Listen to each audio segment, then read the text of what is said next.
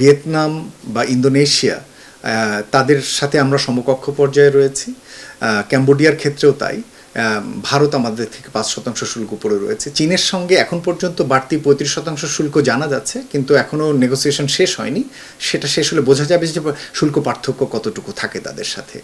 তবে একই সাথে আমরা এই পূর্ণাঙ্গ শুল্কের বিষয়টি এখনও পরিষ্কার নয়, কেননা বলা হয়েছে যে ট্রান্সশিপমেন্ট ট্যারিফ বলে একটি শুল্ক রাখা হয়েছে 40%, যেটিতে বলা হয়েছে যে তৃতীয় দেশ থেকে শুল্ক কাঁচামাল আমদানি করে সেটি যদি উৎপাদন করে রপ্তানি করা হয়, তাহলে সেক্ষেত্রে যদি ওই তৃতীয় দেশের শুল্ক যদি আমাদের দেশের চেয়ে বেশি হয়, তাহলে এই 40% শুল্ক আরোপিত হবে।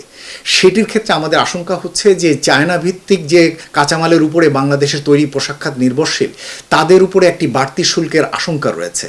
তবে এই বাড়তি শুল্কটি শুধু বাংলাদেশ কেন্দ্রিকই হবে তা না। সাধারণত চায়না ভিত্তিক কাঁচামাল ব্যবহার করে ভিয়েতনামও পণ্য উৎপাদন করে থাকে, ক্যাম্বোডিয়া পণ্য উৎপাদন করে থাকে। সুতরাং তাদের ক্ষেত্রে প্রায় সমপর্যায়ের একটা শুল্ক থাকবে বলে আমাদের কাছে মনে হয়। কিন্তু এটা ঠিক যে এই শুল্ক কাঠামোর ফলে আমাদের অর্ডার বৃদ্ধি পাবে, কেননা চীন থেকেও সম্ভবত অর্ডারও রিলোকেট করবে, এমনকি বিনিয়োগও রিলোকেট করবে বিভিন্ন দেশে। বাংলাদেশ সম্ভবত সেই সুবিধাটিও এক্ষেত্রে পাবে বলে আমাদের কাছে অনুমান।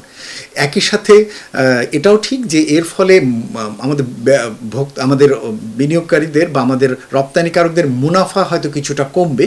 অর্ডার হয়তো বেশি থাকবে, কিন্তু মুনাফা কিছুটা কমতে পারে, এবং সেটা হয়তো ওভেন পণ্যের জন্য হয়তো তুলনামূলকভাবে সেটা বেশি হতে পারে।